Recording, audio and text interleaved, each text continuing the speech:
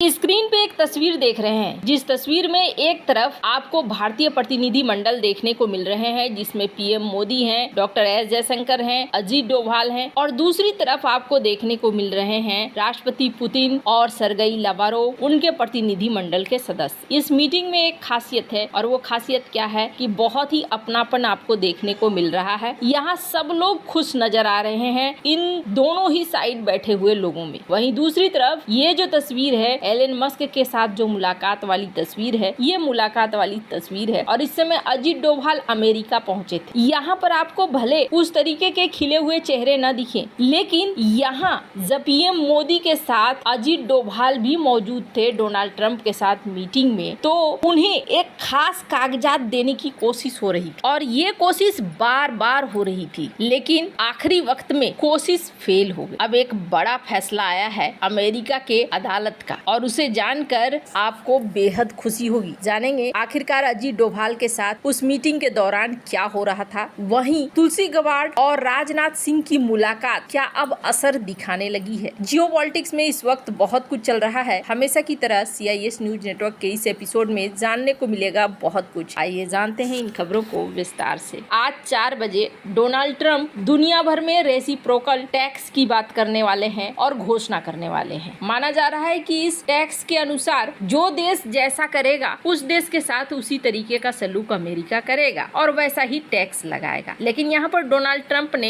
एक किंतु परंतु जोड़ा है, और वो किंतु परंतु क्या है? डोनाल्ड ट्रंप के अनुसार जो देश या जो नेता मुझसे बात करना चाहते हैं वो आए, मुझसे बात करें। जो टैरिफ कम कराना चाहते हैं वो भी आए और मुझसे बात करें। ये बात डोनाल्ड ट्रंप ने कही है। अब यहाँ पर टैक्स लग रहे हैं। यूरोपीय यूनियन ने भी पलटवार करना शुरू कर दिया है। स्क्रीन पर एक आर्टिकल देखिए, यूरोपीय यूनियन और चाइना की मुलाकात होने वाली है वियतनाम में। तो ऐसा नहीं है कि डोनाल्ड ट्रंप के इस पूरे टैरिफ के विरोध में देश खड़े नहीं हो रहे हैं, कई सारे देश हैं जो खड़े हो रहे हैं। अब बहुत सारे ऐसे लोग हैं जो ये सवाल करते हैं कि आखिरकार भारत भी क्यों नहीं ईंट का जवाब पत्थर से देता है, भारत को भी कुछ ऐसा ही करना चाहिए वगैरह वगैरह। लेकिन भारत अभी इन दिशाओं में नहीं सोच रहा है। स्क्रीन पर एक आर्टिकल देखिए, चाइना ने एकदम खुल्लम खुल्ला भारत को ऑफर दिया कि आओ हम आपको बाजार देते हैं और आप हमारे यहाँ एक्सपोर्ट करो। अमेरिका आपके लिए दरवाजे बंद करता है, कोई बात नहीं है, हम दरवाजे खोलते हैं। आपकी समस्या यही है ना कि आपका व्यापार घाटा बहुत ज्यादा है, आप हमारे देश से खरीदते ज्यादा हो और बेचते कम हो, तो चलो हम आपकी परेशानी को दूर करते हैं, आपके लिए हम अपना बाजार खोलते हैं, आप आइए और यहाँ पर बेचिए, आपका व्यापार घाटा भी कम हो जाएगा। भारत के लिए ये बड़ा अवसर हो सकता है, लेकिन फिर भी भारत इस दिशा की तरफ नहीं सोच रहा है। उल्टा भारत क्या कर रहा है, 4-5 और नई कंपनियों पर डंपिंग ड्यूटी लगा रहा है चाइना के। तो क्या वजह है कि भारत पलट कर वार नहीं कर रहा है? उल्टा अभी डोनाल्ड ट्रंप ने एक बयान दिया था, जिस बयान में डोनाल्ड ट्रंप ने कहा था कि भारत अपने टैरिफ को कम करेगा, और ऐसा माना भी जा रहा है। भारत ने कुछ इस तरीके के संकेत भी देने शुरू कर दिए हैं, जैसे कि गूगल के एडवर्टाइजमेंट पे लगने वाले कथित तौर पर टैक्स को लेकर भारत ने छूट दी है। आखिरकार भारत ऐसा कर क्यों रहा है? क्या इसके बदले में भारत कुछ बड़ा करेगा? मैंने बहुत पहले भी कहा था इस बात को कि एक अलग जगह पर जा रहा है पूरा का पूरा सीन। अब कैसे, इसका एक ताजा उदाहरण देखिए। आपको याद होगा पन्नू ने एक सम्मन जारी करवाया था कोर्ट से। उन्होंने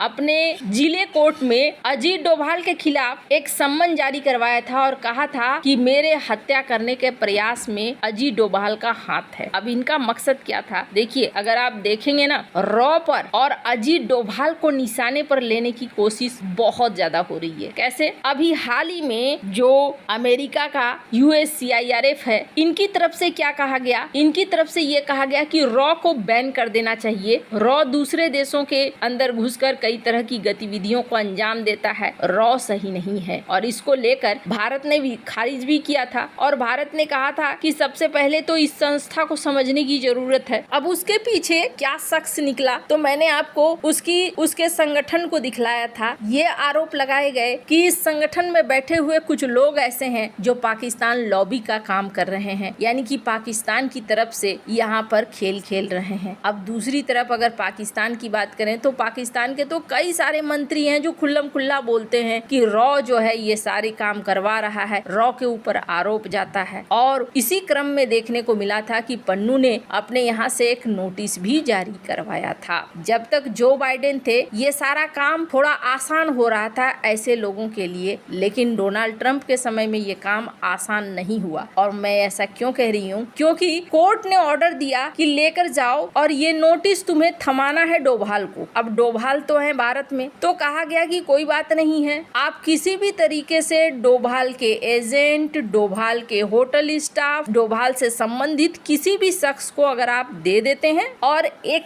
जांचकर्ता आपके साथ होगा कि हाँ इन्होंने दे दिया है, तो मामला सेट हो जाएगा, कोई बात नहीं है। अब इनको एक मौका हाथ लग गया। जब पीएम मोदी के साथ अजीत डोभाल पहुंचे अमेरिका, उसमें बहुत सारे लोग कह रहे थे कि अमेरिका उतरते ही अजीत डोभाल को गिरफ्तार कर लिया जाएगा, ऐसे आसार हो सकते हैं। सोशल मीडिया से लेकर मीडिया तक में इस तरह की खबरें उस समय चल रही थी। और उस समय कागजात लेकर जो सम्मन का नोटिस था, 3 लोग निकले, जिसमें से 2 सर्वर थे जिनको देना था और एक था जांचकर्ता कि हाँ जी ये मिल गया।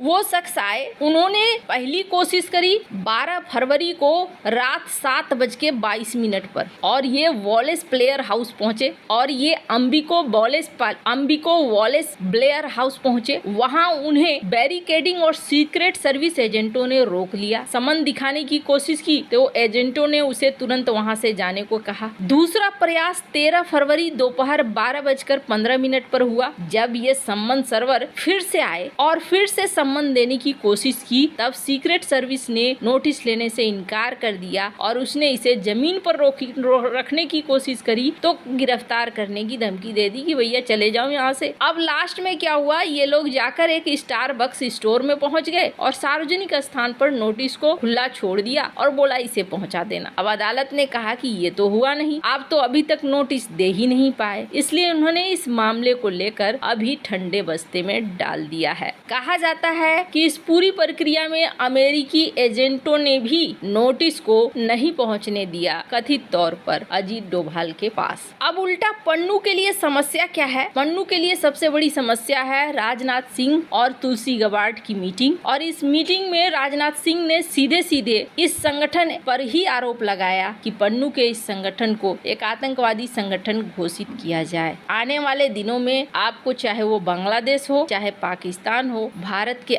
आसपास में कुछ तो बड़ा जरूर दिखेगा। वैसे आपको क्या लगता है, इन सब मामले में आपकी क्या राय है? कमेंट कर जरूर बताएं। जल्द मिलते हैं अगले वीडियो में नई खबर के साथ।